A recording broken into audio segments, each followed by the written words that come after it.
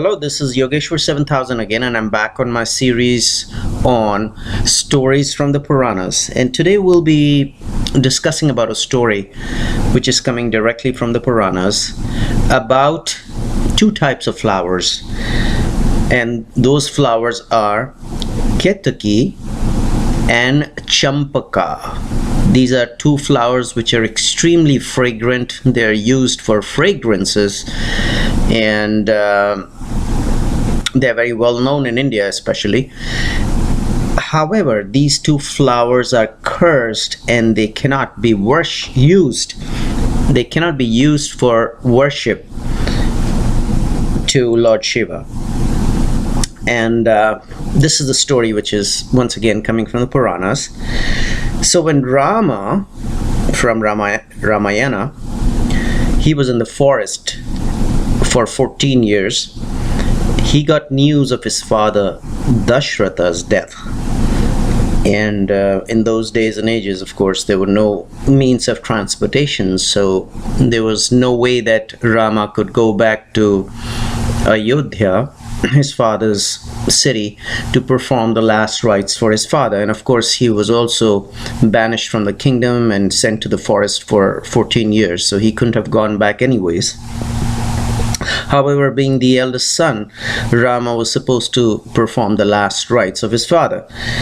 And Rama, of course, was living in the forest with his brother Lakshmana and his wife Sita. And they were living on the banks of river Falgu. Falgu is a little river there. Now in modern day, Falgu river flows through a town called Gaya in a state called Bihar in India.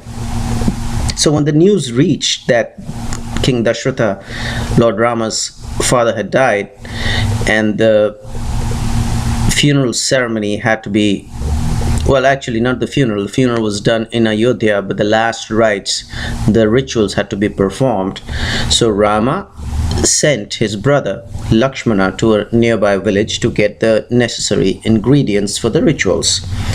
And a lot of time passed and Lakshmana did not return back with the ingredients for the ritual.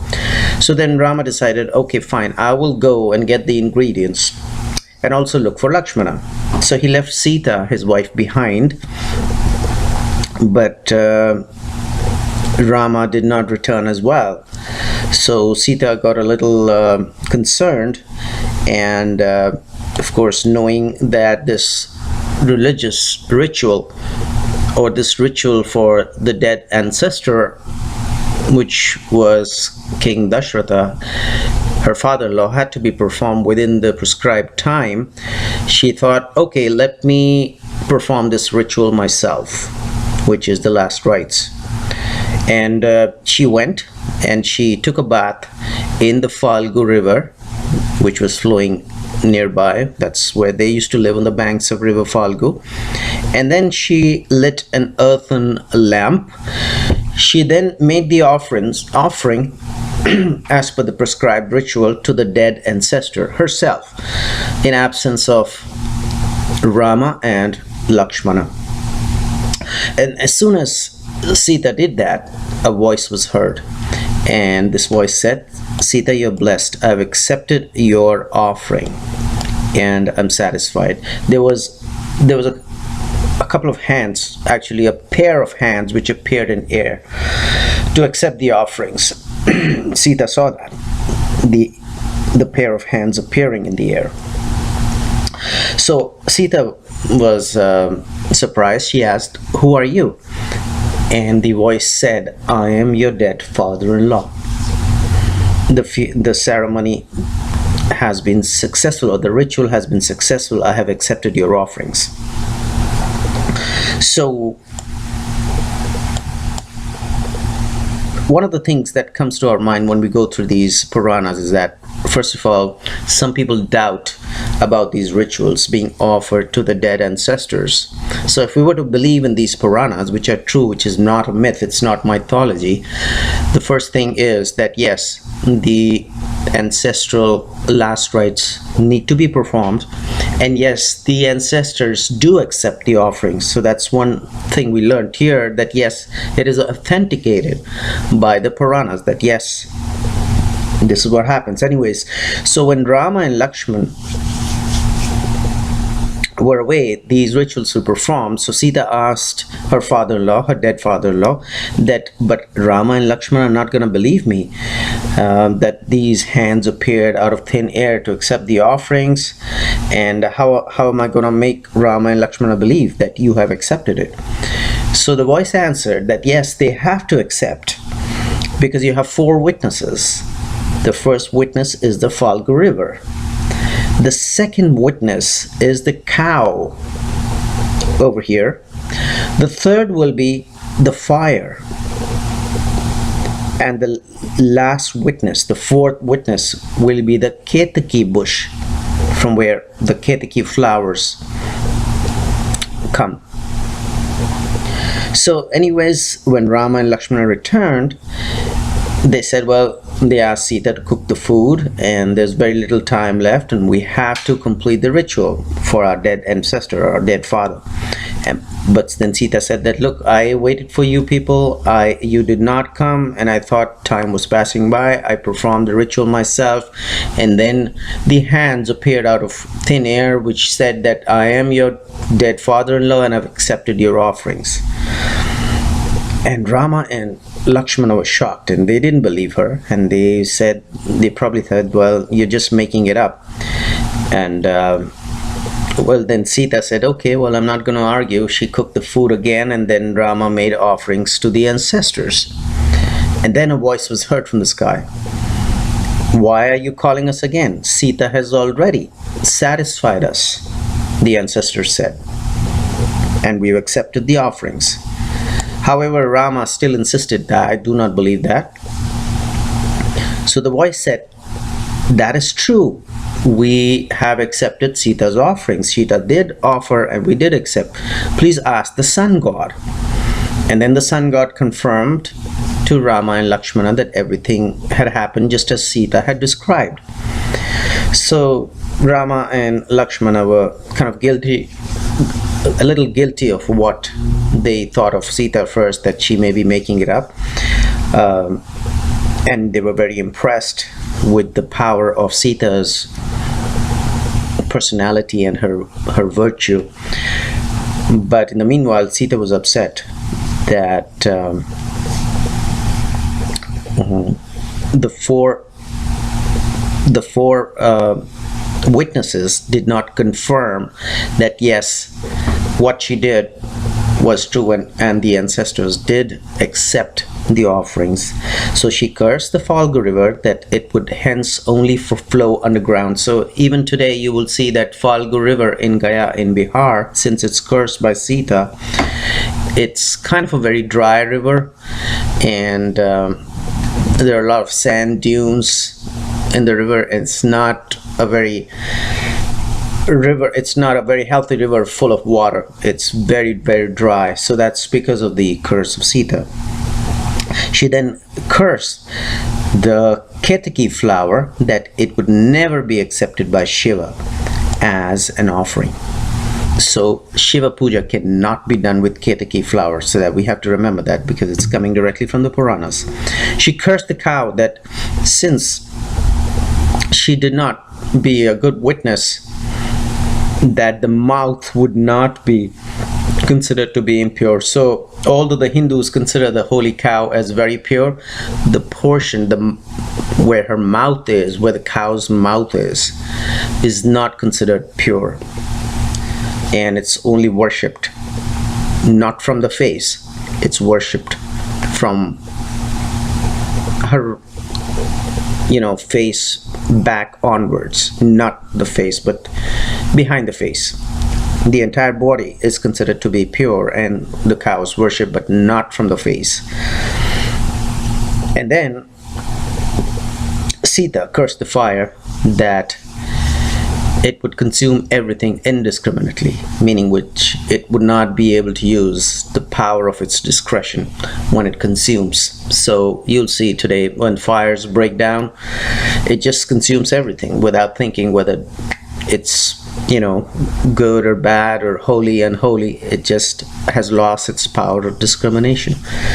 So this is the reason why a Ketaki flower must never be used to worship Shiva, because it's cursed. Now let's go to the Champaka flower. The story in the Puranas say that there was a temple which was dedicated to Lord Shiva, and Narada, the Deva Rishi, the Rishi or the sage of the Devas, decided that he would go and visit the temple. And on the way he saw a Champaka tree which had Champaka flowers, and he stopped to admire it. And then the Brahman came there to pluck flowers from the tree. But when he saw Narada was there, the Brahmana did not pluck any flowers.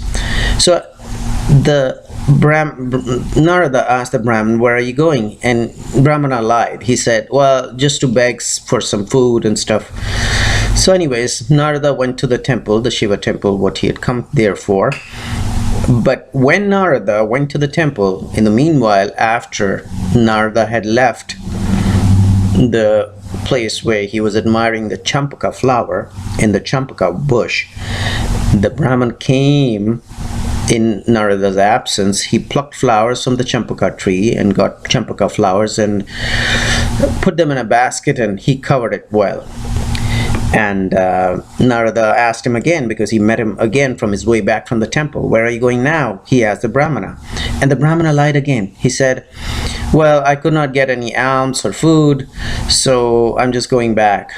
So Narada was very suspicious. He went to the Champaka tree this time and asked, "Did the Brahman pluck any flowers from your bush?" And then the tree also lied and said, "I don't know of any Brahmana, nobody plucked the flowers." So Narada went back to the Shiva temple just to check whether the Brahman was speaking the truth and the Champaka bush was speaking the truth. And then he saw the Champaka flowers were lying there on top of the Shiva linga. And he saw another devotee praying there. So Narada asked him, "Do you know who came to worship with these Champaka flowers?" And then that other devotee said, yeah, I know them. It's the evil Brahman, the same Brahman whom Narada had met. He worships Shiva every day with Champaka flowers. And thanks to Shiva's blessings, he has completely brainwashed the king, and he has been stealing the king's wealth. And he's also always criticizing the other Brahmanas and opposing them and creating problems for them. And he's evil. So Narada was very curious. So he asked Lord Shiva directly, "Lord Shiva, why do you encourage such evil? Please tell me." And Shiva replied, "Well, I am helpless. I cannot resist if somebody worships with me with Champaka flowers." So that was the secret. And the Brahman knew the secret. So he was trying to hide it from Narada that he does worship Shiva with Champaka flowers, and Shiva cannot resist Champaka flowers, and Shiva has to bless and give powers to his devotee who worships him with Champaka flowers. And then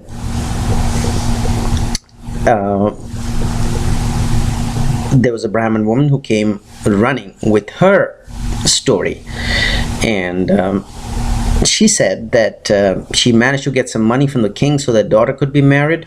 However, the evil Brahmana which we just talked about, who used to worship Shiva with Champaka flowers, wanted half of what the poor Brahmin woman got from the king. So he already took half of the money. So Narada decided that, this person is very evil. He's an evil Brahmin. Something has to be done with the Brahmana, or something has to be done about the evil Brahmana and about the Champaka tree, who also lied to him that a Brahmin came and plucked the flowers, and he took the flowers for worshipping Lord Shiva with it. So Narada cursed the Champaka trees that henceforth Champaka flowers would never be accepted by Shiva as an offering. He also cursed the evil Brahmana that he would be born as a demon in his next birth. So that's another story. We'll not talk about that demon story in this video. In the meanwhile, please do remember that two flowers, Ketaki flowers and Champaka flowers, are prohibited to be used as worship or offering to Lord Shiva. And that's the story behind it. These are the stories, two stories which we discussed, and it's coming directly from the Puranas. It's not fiction. And hopefully you enjoyed this video. In the meanwhile, I will recommend subscribe to my channel and check out my website. There is a link below, and I'll see you with an interesting continuation to stories from the Puranas very soon. Goodbye.